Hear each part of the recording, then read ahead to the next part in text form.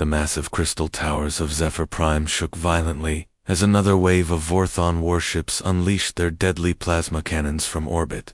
Deep underground in the council chamber, Ambassador Thelvin watched helplessly as the holographic displays showed red after red. Every dot represented a dead world, a civilization wiped out by the merciless Vorthon war machine. "My lord," whispered his aide, her voice barely audible over the rumbling explosions above. "The outer districts have fallen. The shields won't hold much longer." Thelvin closed his 4 eyes and felt the weight of his entire species resting on his shoulders. In just 3 months, the Vorthon hegemony had turned a 1,000-year-old civilization into scattered refugees hiding in bunkers. With trembling hands, he activated the emergency beacon that would broadcast across the entire galaxy. This was their final card to play, their last desperate gamble before extinction. The device hummed to life, its blue glow reflecting off his scaled face as he began. What might be the final words his species would ever speak to the universe? To any who can hear this message, this is Ambassador Thelvin of the Zephyrian Republic. The Vorthon hegemony has destroyed 90% of our worlds. They show no mercy to civilians, no honor in battle. We have perhaps hours left before our homeworld falls. If there is any civilization out there with the courage to stand against this evil, please help us. We ask not for glory or reward, but simply for the chance to let our children see another sunrise." The transmission shot out through subspace at faster-than-light speeds, carrying with it the hopes of billions. It reached the proud Altarian Empire first, but their response was swift deletion. They had signed non-aggression pacts with the Vorthons years ago and would not risk their comfortable peace. The message hit the Centauri Federation next, whose leaders held an emergency meeting that lasted exactly 12 minutes before they too chose silence. One by one, hundreds of civilizations received a desperate plea. Some sent back empty messages of sympathy, promising to remember the Zephyrians fondly after they were gone. Others didn't even bother to respond, too afraid of drawing Vorthon attention to their own worlds. The galaxy had grown comfortable with letting others fight and die while they stayed safe behind their borders. But there was one species that had never learned to ignore a cry for help. On Earth, in the underground command center of Terra Naval, Command Admiral Park was reviewing routine patrol reports when his communications officer burst through the doors. "Sir, you need to hear this right now," Lieutenant Kim said, his face pale with urgency. He activated the main speakers, and Thelvin's desperate voice filled the room. Every officer stopped what they were doing and listened in complete silence. When the message ended, Admiral Park stood slowly from his chair. His dark eyes burned with an intensity that made his staff take a step back. For a moment, nobody spoke. Then Park's voice cut through the silence like a blade. "Prep the fleet. Signal all captains to battle stations. We're going to war." Lieutenant Kim swallowed hard. "Sir, the Vorthons have the largest military in the galaxy. They've never been defeated in open battle. Are you sure about this?" Park looked at him with the kind of expression that had made him famous during the Martian colonial wars. "Kim, there are children dying out there while the galaxy watches and does nothing. That's not who we are. That's not who we'll ever be." The alarm klaxons echoed through every human space station, orbital platform, and lunar base as Admiral Park's mobilization order spread across the solar system. What happened next had never been seen before in human military history. Within 30 minutes, captains were running to their ships. Within 2 hours, entire battle groups were forming up in perfect formation around Earth.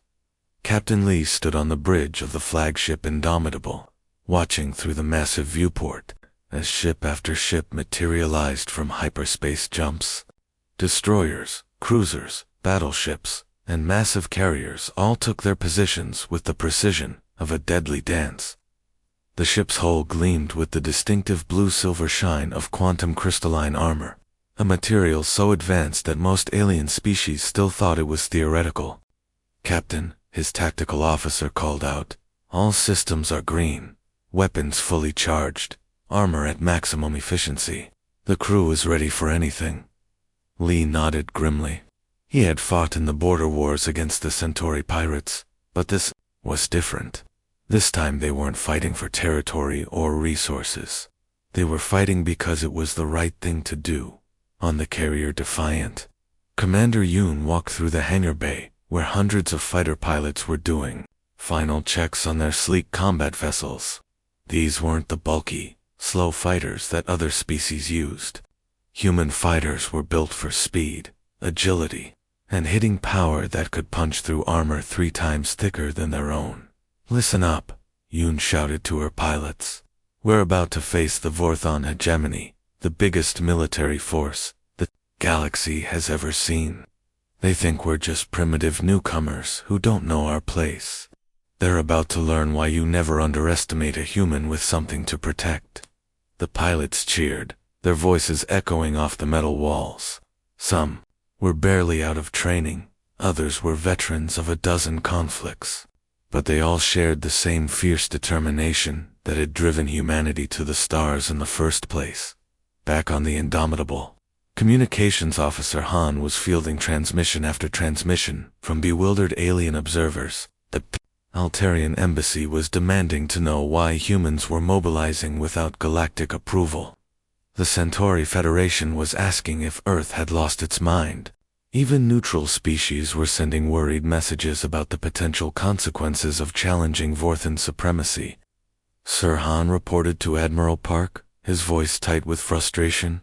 "We're receiving confused transmissions from alien observers. The Altarian ambassador says we're making a terrible mistake. The Centauri are threatening to cut trade relations if we proceed. They're all asking why we're mobilizing against the Vorthans." Admiral Park stood at the center of the bridge, his hands clasped behind his back, as he watched the final ships take their positions.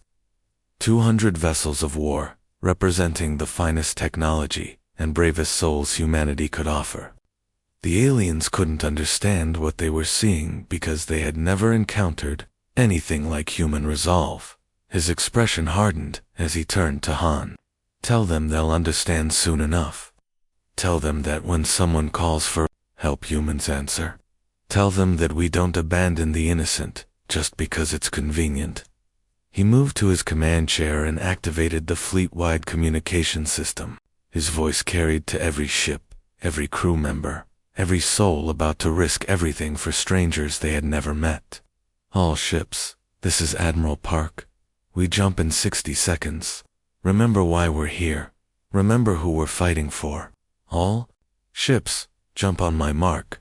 The command deck of the massive dreadnought Worldbreaker stretched out like a cathedral of war, its black metal walls lined with glowing tactical displays showing the systematic destruction of Zephyr Prime below.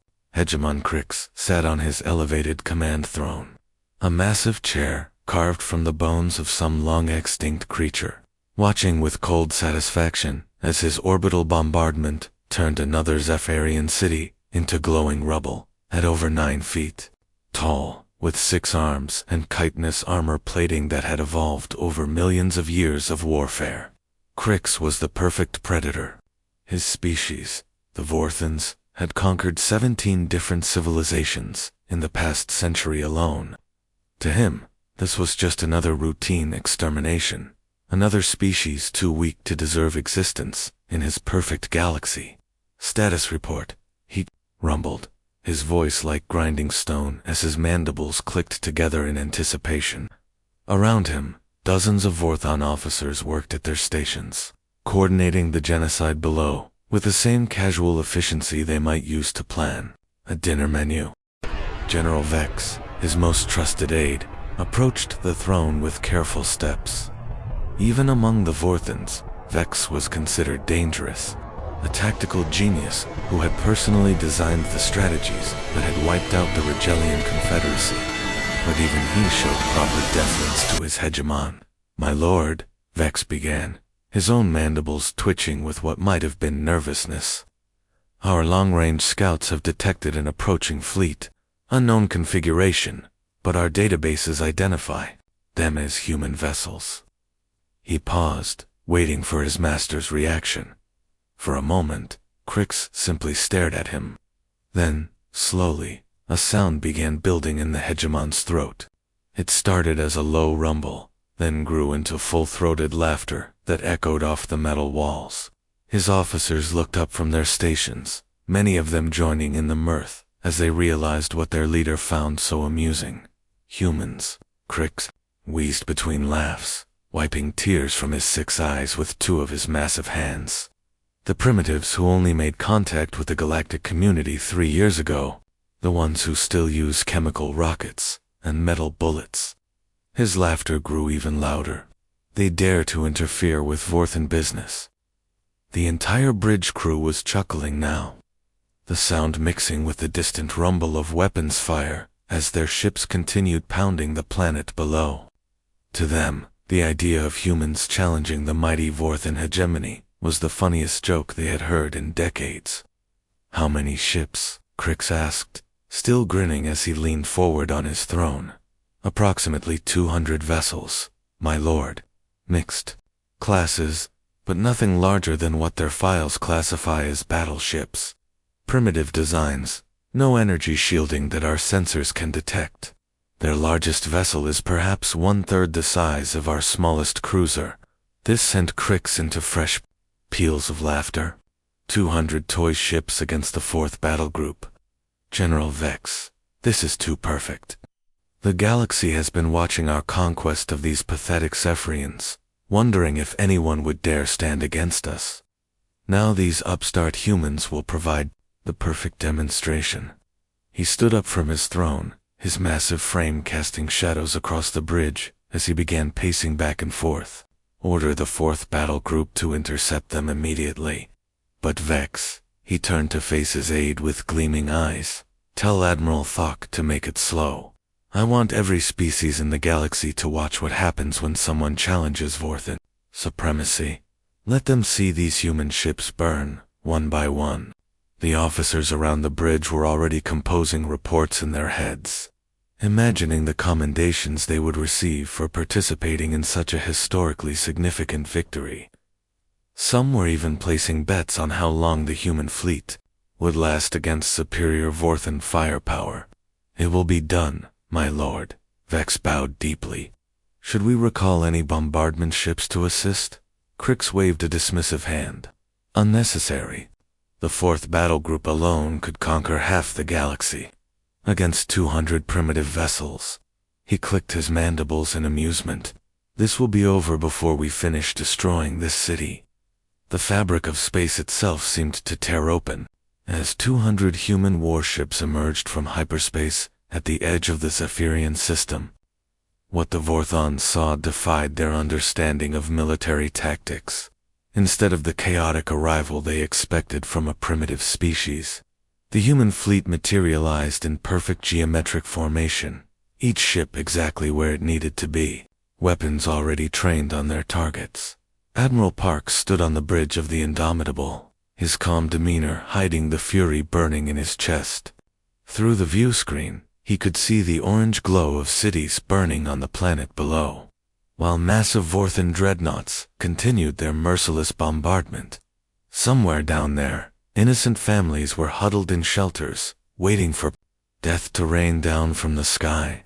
"Open a channel to the Vorthan flagship," Park ordered, his voice steady despite the rage building inside him.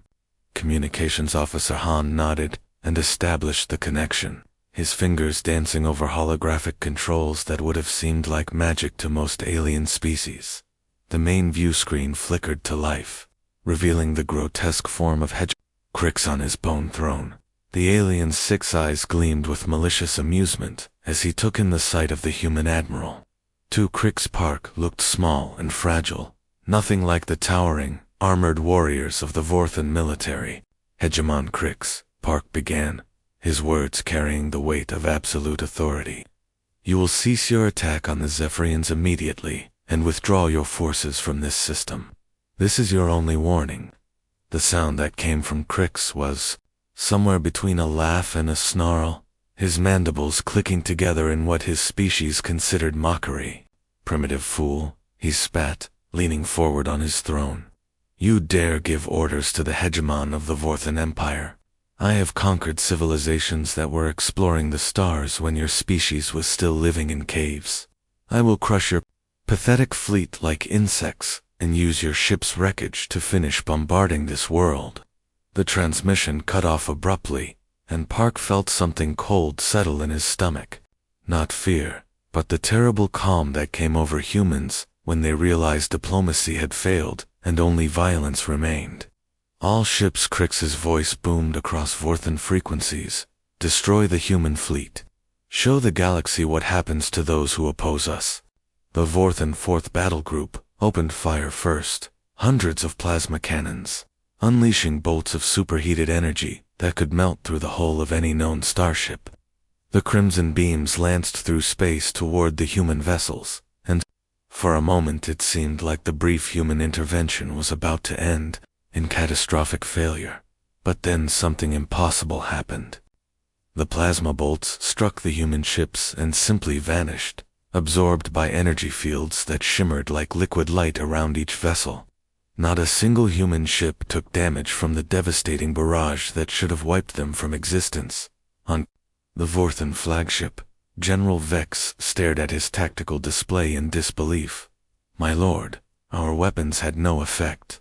Their defensive systems are completely unknown to our databases. Admiral Park's voice suddenly cut across all frequencies, human and alien alike, carrying a quiet intensity that made even the Vorthans pause in their attacks. All ships, weapons free. Show them why humanity stands with the innocent. What happened next would be talked about in alien military academies for generations to come. The human fleet opened fire, and space erupted in brilliant light that outshined the nearby star. But these weren't the crude kinetic weapons or basic energy beams that the Vorthans expected. Human weapons tore through reality itself, their quantum crystalline rounds punching through Vorthan armor like it was tissue paper, while plasma lances that operated on principles the galaxy had never seen carved enemy ships into glowing fragments. Captain Lee's Indomitable led the charge, her massive guns speaking with the voice of human determination. Around her, destroyers and cruisers moved with impossible precision, their crews working in perfect harmony, born from years of training and an unshakable belief in their cause. The first Vorthan cruiser exploded in a ball of superheated gas, and Hegemon Crix realized he had made a terrible mistake.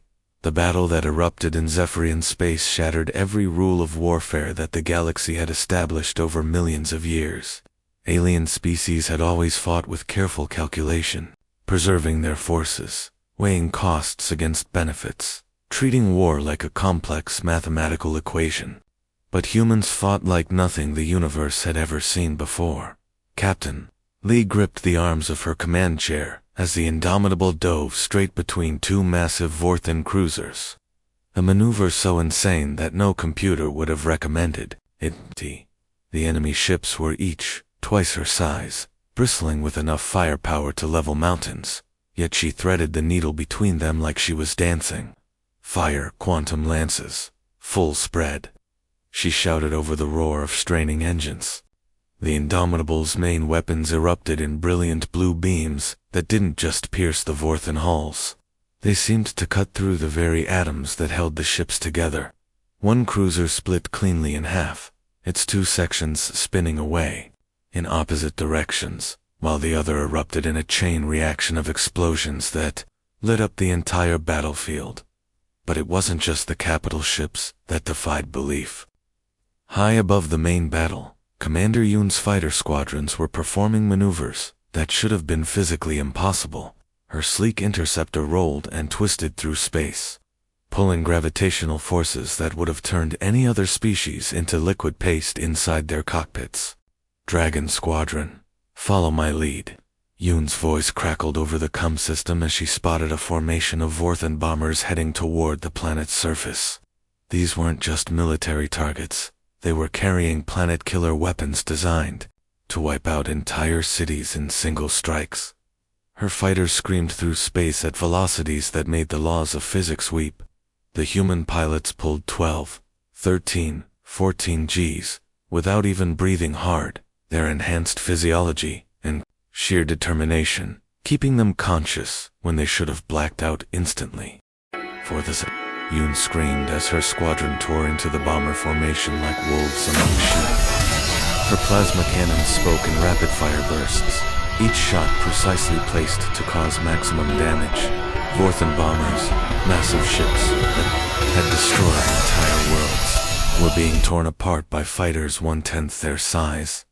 What terrified the alien observers wasn't just the human technology or their impossible maneuvers. It was the emotion behind every action. Other species fought because they had to, because their governments ordered them to, because survival demanded it. But humans fought because they wanted to, because something deep in their souls burned with righteous fury at the sight of innocent beings under attack. Lieutenant Park, no relation to the Admiral, commanded a destroyer called Vengeance. When a Vorthan battleship tried to ram his smaller vessel, instead of retreating like any sane captain would do, he accelerated directly toward the enemy ship. "Sir, collision imminent," his tactical officer shouted in panic. "Good," Park replied with a grim smile. "Lock all weapons on their reactor core. If we're going down, we're taking them with us." But at the last second, Vengeance rolled underneath the battleship and unleashed everything she had into the enemy's vulnerable underbelly. The Vorthan ship didn't just explode, it ceased to exist, reduced to its component atoms by the fury of human weapons. Across the battlefield, the pattern repeated again and again. Human ships dove into impossible situations and emerged victorious. Human pilots performed maneuvers that broke the laws of physics. Human crews worked with a coordination that seemed almost telepathic, each person knowing exactly what their shipmates needed before they asked for it. The Vorthans had expected to fight soldiers. Instead, they found themselves facing something far more dangerous, something the galaxy had never produced before. They were fighting humans who had chosen to care about strangers, who had traveled across the galaxy not for conquest or profit, but simply because someone had asked for help, and that made them the most terrifying force the universe had ever seen. General Vex had commanded Vorthan fleets for over 3 decades, crushing rebellion after rebellion, conquering species after species. He had seen every type of weapon the galaxy could produce, faced every defensive technology known to science. But as he stared at his tactical display, watching impossible readings scroll across his screens, he felt something he had never experienced before in battle.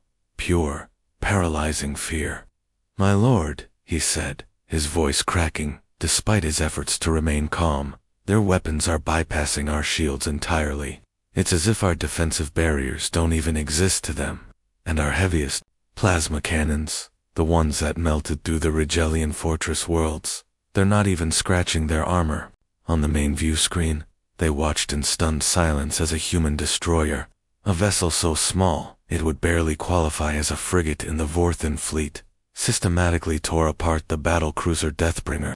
The massive Vorthan warship, 3 times the size of its attacker and armed with enough firepower to glass a continent, was being carved up like prey by a predator. The human ship moved with fluid grace, its weapons firing in perfect sequence. Each shot found exactly the right spot to cause maximum damage, as if the human gunners could see through the Vorthan armor to the vital systems beneath. Explosions rippled along the Deathbringer's hull, as critical systems failed one after another. Hegemon Crix slammed one of his massive fists against the arm of his bone throne, the impact echoing through the bridge like thunder. "Impossible," he roared, his 6 eyes blazing with fury and disbelief. "No primitive species should possess such technology. Deploy the gravity torpedoes immediately." The order rippled through the Vorthan fleet, and weapons that had been held in reserve since the beginning of the battle finally activated. Gravity torpedoes were the Vorthan's ultimate weapon, devices that could manipulate spacetime itself to crush enemies. These were the weapons that had cracked the moons of Altair, that had folded entire enemy fleets into dimensional pockets where they simply ceased to exist. Dozens of the reality-warping weapons streaked through space toward the human fleet, each one carrying enough destructive power to end civilizations. The Vorthen bridge crew held their breath, certain that no matter how advanced human technology might be, nothing could withstand weapons that attacked the very fabric of existence itself. The gravity torpedoes struck the human ships and vanished, not exploded, not deflected, but simply disappeared as if they had never existed at all. The massive energies that should have torn holes in space-time were absorbed by shimmering fields around each human vessel, swallowed up by defensive systems that operated on principles the Vorthens couldn't even begin to understand. On the human destroyer Lightning, Major So stood in the engineering section, watching readouts that would have looked like magic to any alien observer. His team of engineers worked calmly at their stations, making tiny adjustments to systems that existed partially in normal space and partially in dimensions that most species hadn't even discovered yet. Engineering to bridge, So's voice crackled over the comm system, his tone as casual as if he were reporting routine maintenance. All systems showing optimal performance. Phase shift generators are operating at 98% efficiency. Their gravity weapons are being absorbed and redirected into dimensional storage. Whatever they're throwing at us, it can't touch our phase-shifted hulls. The technology the humans wielded came from decades of research into quantum mechanics that other species had deemed impossible. While alien civilizations had focused on building bigger guns and thicker armor, humans had learned to step partially outside of normal reality. Their ships existed in multiple dimensions simultaneously, making them nearly impossible to hit with conventional weapons. But it wasn't just their defensive systems that defied comprehension. Human weapons fired rounds that existed in a state of quantum uncertainty until they struck their targets, allowing them to bypass any known form of shielding. Their energy beams carved through space-time itself, appearing inside enemy ships without having to travel the distance between. General Vex watched another of his battlecruisers explode in brilliant flames, its crew of 800 dead in seconds. "My lord," he whispered, "we're not fighting a primitive species. We're fighting something that makes our most advanced technology look like stone tools." The massive dreadnought Worldbreaker had been the terror of a dozen star systems, its hull forged from the strongest metals known to Vorthen science, and reinforced with energy fields that could deflect asteroid impacts. For 50 years, it had led the hegemony's conquests, its very name striking fear into the hearts of entire civilizations. Now it shook like a leaf in a hurricane as human kinetic rounds punched through its supposedly impenetrable armor, as if it were made of paper. Hegemon Crix gripped the arms of his bone, thrown so tightly that his claws left deep scratches in the ancient material. All around him, his bridge crew worked frantically at their stations, their voices rising in panic as system after system reported critical damage. The lights flickered overhead as another human projectile tore through the ship's power grid, sending sparks cascading from damaged consoles. "Hull breach on decks 12 through 15. Shouted his damage control officer. "We've lost main engines. Weapons array is down to 30% capacity." Each report was like a dagger to Crix's pride, shattering the image of Vorthon invincibility. That had taken centuries to build. Through the massive viewscreen, he could see the graveyard his once mighty fleet had become, the pride of the Vorthen military. Hundreds of vessels that had crushed every enemy they had ever faced, now drifted as burning wreckage in the cold vacuum of space. Some ships had been blown apart so completely that only debris clouds remained to mark where they had died. Others floated helplessly, their hulls cracked open like broken eggs, emergency lights blinking weakly in the darkness.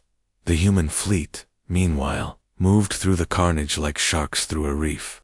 Their ships showed minimal damage despite being outnumbered 3-1 when the battle began. Where Vorthen vessels were angular and brutal, designed to intimidate as much as to fight, the human ships were elegant and deadly, each one a masterpiece of engineering that combined beauty with overwhelming destructive power. Captain Lee's voice suddenly cut through the static and interference of the damaged Vorthan communications system. Her words were calm, professional, but carried an undertone of absolute authority that made even the Hegemon pause in his rage. Attention, Hegemon Crix. This is Captain Lee of the human fleet. Your forces are defeated. Surrender now, and we'll allow you to evacuate your surviving crews. Continue fighting, and we'll be forced to destroy what remains of your fleet. You have 60 seconds to decide. The silence on the Vorthan bridge was deafening. Every officer, every crew member turned to look at their supreme leader, waiting for the order that would either save their lives or condemn them all to death. For the first time in his long career of conquest and destruction, Crix found himself facing an enemy he could not defeat, could not intimidate, could not even understand. His 6 eyes swept across the tactical display one final time, taking in the full scope of the disaster. Of the 200 ships he had brought to this system, fewer than 70 remained functional. The 4th battle group, his elite formation that had never known defeat, was gone. The Deathbringer, the Voidrender, the Planet Crusher, all destroyed by weapons and tactics he couldn't comprehend. General Vex approached the throne cautiously, his own armor scarred by flying debris. "My lord," he said quietly, "we must retreat. If we stay, they will destroy us all." The words tasted like poison in Crix's mouth, but he could no longer deny the truth. His composure, built over decades of unchallenged victory, finally cracked like his ship's armor had under human fire. With a roar of fury and humiliation that echoed through the bridge, he gave the order he had never thought he would have to speak. "All units, emergency jump, abandon the sector, full retreat." The surviving Vorthan ships began their desperate escape, their hyperspace drives spinning up with the whine of overtaxed machinery. As the Worldbreaker prepared for its own jump, Crix took one last look at the human fleet through his cracked view screen. Their ships hung in space like predators that had finished their hunt, barely scratched, despite the overwhelming odds they had faced. In that moment, the Hegemon realized that everything had changed. The galaxy now had a new apex predator, and it wasn't the Vorthans. The smoking ruins of Zephyr Prime's capital city stretched out as far as the eye could see, a testament to Vorthan cruelty that would scar the planet for generations. But among the rubble and devastation, something beautiful was happening. Human medical shuttles descended from orbit like angels of mercy, their pilots navigating carefully through the debris to reach survivors trapped in collapsed buildings. Lieutenant Kim stood in what had once been the city's main plaza, now a crater filled with twisted metal and broken stone. Around him, human medics worked shoulder to shoulder with Zephyrian rescue teams, their advanced medical scanners detecting life signs buried deep beneath tons of wreckage. The humans had brought equipment that could heal injuries the Zephyr thought were fatal, machines that could regrow limbs and repair damaged organs with miraculous precision.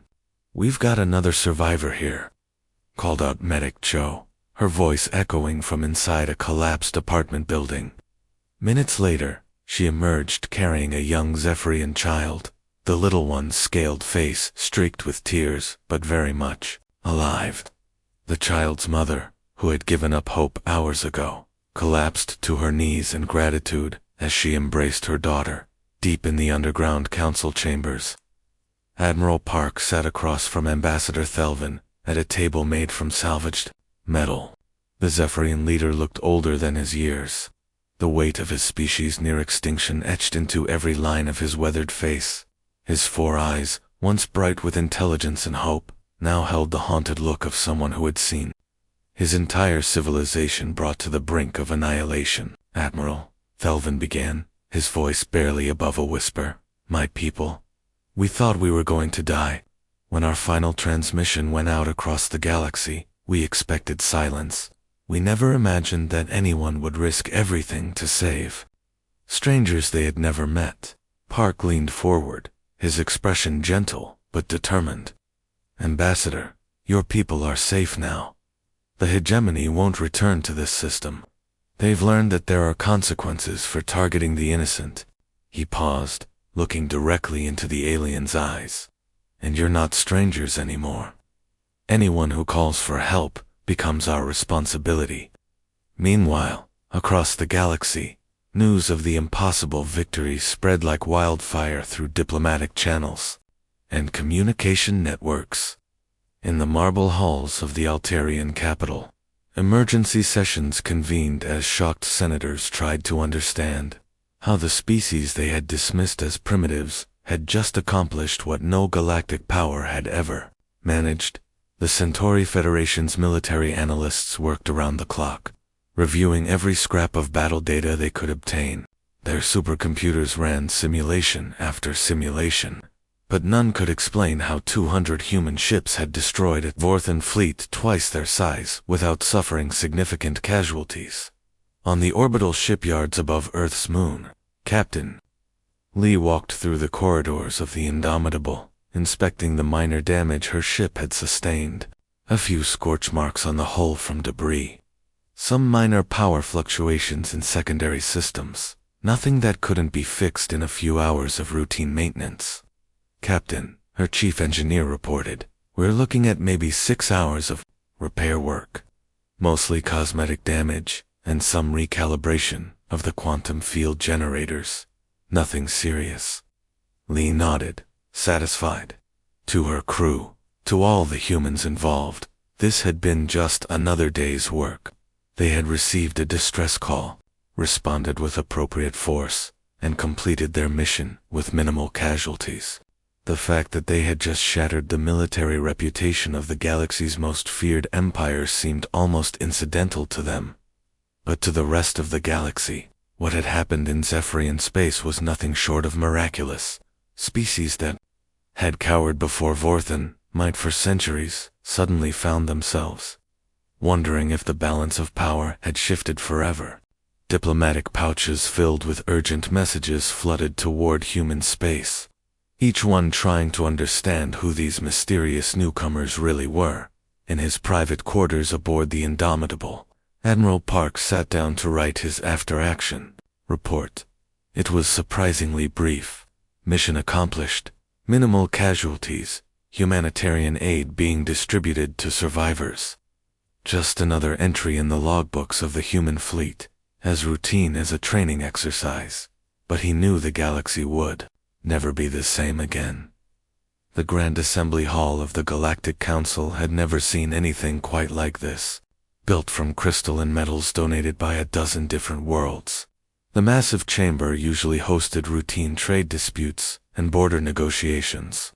Today, representatives from over 300 species packed the tiered seating, all watching nervously as a single human walked to the central podium. Ambassador Han adjusted his simple blue uniform, a stark contrast to the elaborate robes and ceremonial armor worn by the other delegates. He had been chosen not because of political connections or noble birth, but because he had served on the relief missions to Zephyr Prime and understood what humanity truly stood for. As he looked out at the sea of alien faces, he could see fear, curiosity, and hope mixed together in expressions that ranged from insectoid to reptilian to forms that defied easy description. "Honored delegates," Han began, his voice carrying clearly through the chamber's advanced acoustics. "I stand before you not as a conqueror or a threat, but as a representative of a species that believes in protecting those who cannot protect themselves." A murmur rippled through the assembly. In the front row, General Vex sat hunched in his ceremonial armor, the proud Vorthan warrior, looking like a shadow of his former self. The defeat at Zephyrian space had broken something fundamental in him, the unshakable belief in Vorthan superiority that had driven his entire career. "The Vorthan hegemony," Vex announced, in a voice that cracked with humiliation, "formally declares an immediate cessation of all military expansion activities. We seek peace with humanity and pledge to respect the sovereignty of all neutral worlds." The words seemed to physically pain him, each syllable a reminder of the fleet that had been shattered by forces he still couldn't understand. The reaction was immediate and dramatic. The Caraxian Empire's representative, a towering crystalline being whose species had been preparing to invade the Outer Rim territories, suddenly stood up. The Caraxian Empire also seeks peaceful relations with humanity, he declared, his voice resonating like ringing bells. All planned expansion operations are hereby suspended indefinitely. One by one, other aggressive species followed suit. The Naxrian swarm, whose biological warships had been massing near the Spiral Arm colonies, announced they were returning to their home systems. The Dominion of Steel, mechanical beings who had been systematically consuming smaller civilizations for raw materials, declared an immediate halt to all conquest operations. It was as if a dam had burst across the galaxy. Species that had been preparing for war suddenly found themselves scrambling to avoid any action that might draw human attention. The message was clear. The galaxy now had guardians who couldn't be intimidated, bribed, or reasoned away from protecting the innocent. On Earth, in the underground command center of Terra Naval Command, Admiral Park watched the proceedings on a massive holographic display. Around him, his senior staff observed the historic moment in thoughtful silence. Captain Lee stood to his right, still wearing the same calm expression she had maintained throughout the entire Zephyrian crisis. "Sir," Lieutenant Kim reported from his station, "we're receiving diplomatic overtures from 47 different species. They're all requesting formal alliance agreements and mutual defense pacts." Park nodded slowly, his mind already working through the implications. Humanity had never asked to become the galaxy's police force, but circumstances had thrust that responsibility upon them. The question now was whether they were ready for what came next. "Signal all fleets to patrol status," he ordered, his voice carrying the quiet authority that had made him famous. "Deploy the 2nd and 5th fleets to the outer territories. I want early warning stations established in every sector where aggressive species might still pose a threat." He paused, looking around at his officers, seeing the same determination in their eyes that had driven them to answer the Zephyrian distress call and send a message to all human diplomatic missions. "If anyone else needs help, we'll be ready." That's not just a promise, it's who we are. The galaxy had learned a fundamental truth about humanity that day. When they made a promise, they kept it, no matter the cost, no matter the odds, no matter how far they had to travel, or how powerful the enemy they faced. And that changed everything.